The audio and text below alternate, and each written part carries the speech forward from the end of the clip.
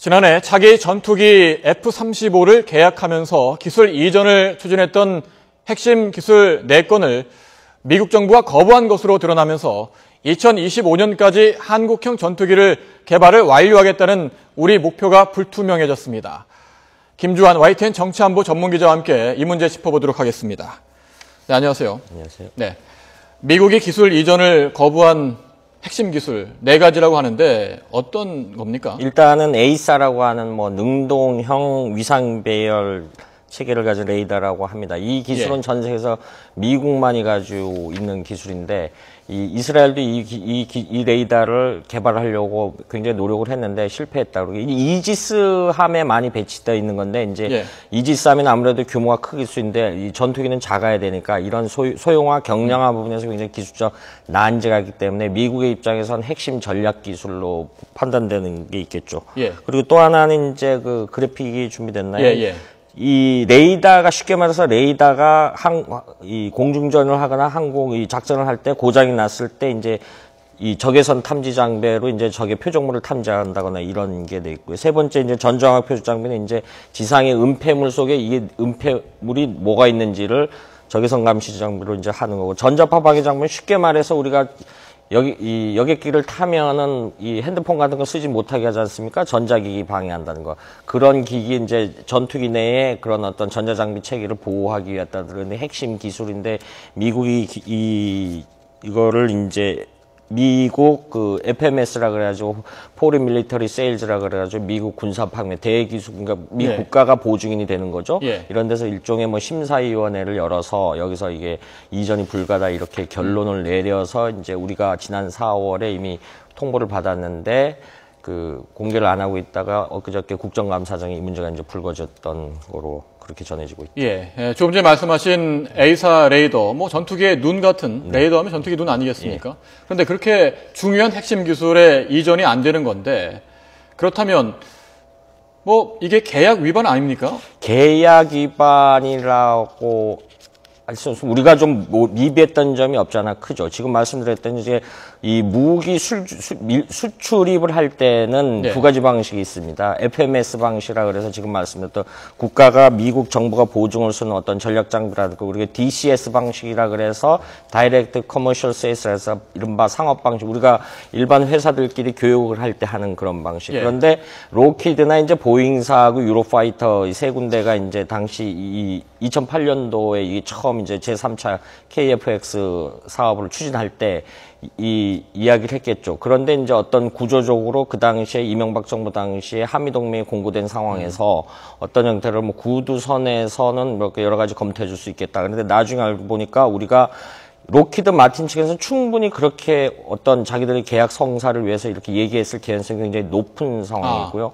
그런데 알고 보니까 이거를 그냥 이 수출품은 이 품목은 미국 정부의 미 국방부의 무기 획득 체계 어떤 위원회라든가 이런 데서 통과가 돼야 되는데 이게 안 되니까 이제 록히드 마틴에서도 안 되겠다.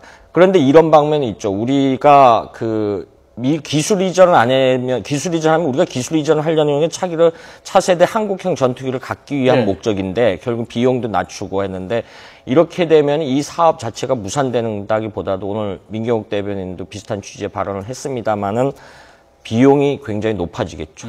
비용이 높아지겠죠. 이런 부분에 대해서 굉장히 좀 어려운 상황에 처해 있는 거죠. 계약을 체결할 당시에 록히드 마틴사 같은 경우에는 계약을 체결하기 위해서 좋은 말 할 수 있겠죠. 물론 정치적 고려도 할 수 있을 것 같기도 하고. 그런데 그래서 중요한 것이 계약서에 어떻게 적혀 있느냐. 계약은 그런 게 아니겠습니까? 그렇죠. 그런데 이제 계약서인데 그 당시 이제 앞서 말씀드린 제가 세 곳의 회사가 이제 한국형 3차 차세대 전투기 사업에 뛰어들었는데, 보잉사 같으면은 F-15 사일런트 이글이라 그래서 F-15SE라고 하는 거예요. 그 당시 이게 이 3차 사업이 추진됐던 이명박 정부 당시에 보면은 당시 기술로는 스텔스 기능이 좀 떨어졌다라고 하죠.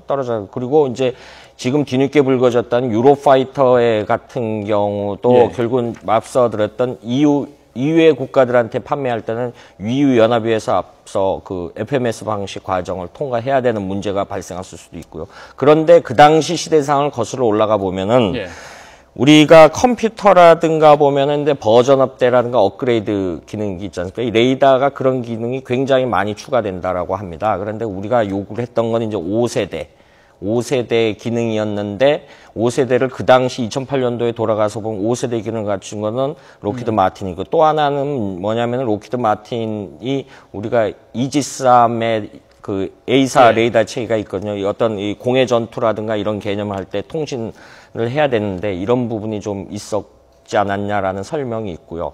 그런데 이제 유로파이터는 이제 이 기술 이전을 해주겠다라고 했는데 이제 그거보다 더 구형.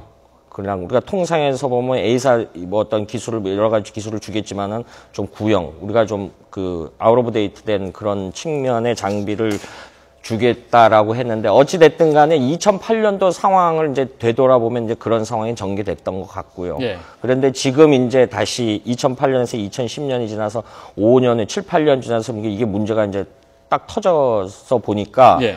이런 부분이 있었던 거죠. 그러니까 지금에서는 앞서 설명드렸던 어떤 우리가 방사청이나 우리 구매 담당자들이 이 FMS 방식의 중요성을 몰랐던 같은 측면이 네, 방사청 관계자 조사 들어갔으니까 좀 더 구체적으로 네. 파악이 될 것으로 예상되고 있고요. 이렇게 되니까 한국형 전투기 사업 2025년까지 완료하겠다라는 계획은 차질을 빚을 수밖에 없다. 좀 우려스럽죠. 예. 왜냐하면 우리가 지금 공격기까지 포함해서 한 430대 정도의 전투기를 갖고 있어요. 그런데 예. 주력 전투기들이 F4하고 F5 이게 왜 중요하냐면은 이게 3, 40년 됐는데 북한의 대북 억제력으로 해서 사실 원주, 강릉 뭐 이런데 우리로 말하면 공군기지들이 전진 배치돼 있는 주력 전투기들인데 이게 한 F4 같은 경우는 한 30대 그리고 F5 같은 경우는 120대 정도가 이제 2020년에서 2050년 즈음에서 퇴역을 해야 되거든요.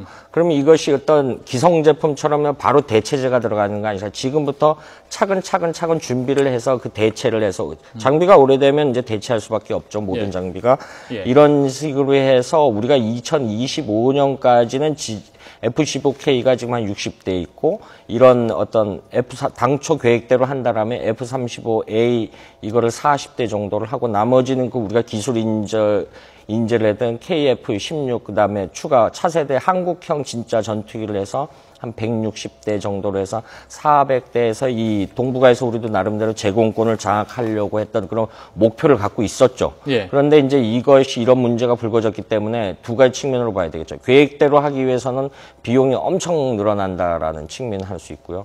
그다음에 비용을 절감하기 위해서는 이런 대북 억제력이라든가 이런 전력 공백이 좀 우려되는 측면이 있죠. 그런데 좀 여기서 좀 특히 설명드리고 싶은 부분은 우리나라 비행기만 노후화된 것이 아니거든요. 미국 같은 경우 전체 전투기가 한 1,500대가량 된다라는데 평균 수명이 28년 됐다라고 합니다. 이렇게 오래됐는데 이것이 처음에 이명박 정부에서 이렇게 추진하다가 박근혜 정부로 넘어와서 우리 기준으로 볼 때 최근에 불거진 것은 작년 11월에 미 국방장관이 교체가 됩니다. 척 헤이글 안보 전문가에서 애시턴 카터 국방인데 애시턴 카터 이분은 군사안보 전문가는 아닙니다. 병참 전문가죠. 미 국방부에서 병참 관련 부서에만 30년 이상을 근무했던 사람인데 누구보다 잘 알겠죠. 그리고 최근에 이제 미국의 큰 오바마 행정부가 국가안보 전략에서는 제3차 대응 전략이라는 걸 추구하고 있기 때문에 이 차원 내에서 핵심 기술의 해외 이전, 물론 동맹국이지만 안 하려는 이런 측면이 여러 가지 정황상 맞은 거죠. 자, 마지막으로 짧게 답변 부탁드리는데요. 마지막 질문 드리겠습니다. 그러니까 협상 전략이 근본적으로 좀 문제가 있었다 이렇게 들리기도 하고 그 당시 상황이 나름대로 사정은 있겠습니다만 그렇게 들리고요. 지금 방사청 조사 들어갔는데 어떤 부분을 밝혀야 된다고 보시는지요? 지금 말씀드렸던 이게 미국으로서는 절대 해외 수출 불가 품목이라고 4가지라고 하는데 이 부분에 대한 그렇게 계약서가 굉장히 두껍다라고 하거든요. 이 부분에 대한 명확한 언사가 있었는지 실제 록히드 마틴 이외에 미 국방부의 어떤 관련 위원회의 어떤 보증이 있었는지 이런 부분을 좀 더 명확히 할 필요가 있죠. 여기서 문제가 발생하면 관련자들은 또 책임을 져야 되는 뭐 이런 부분이 있겠죠. 자, 한국형 전투기 개발 사업 차질이 불가피할 것으로 보이는데 확실하게 어떤 점이 문제였는지 밝혀내야 될 것 같습니다. 김주환 YTN 정치안보 전문기자였습니다. 고맙습니다.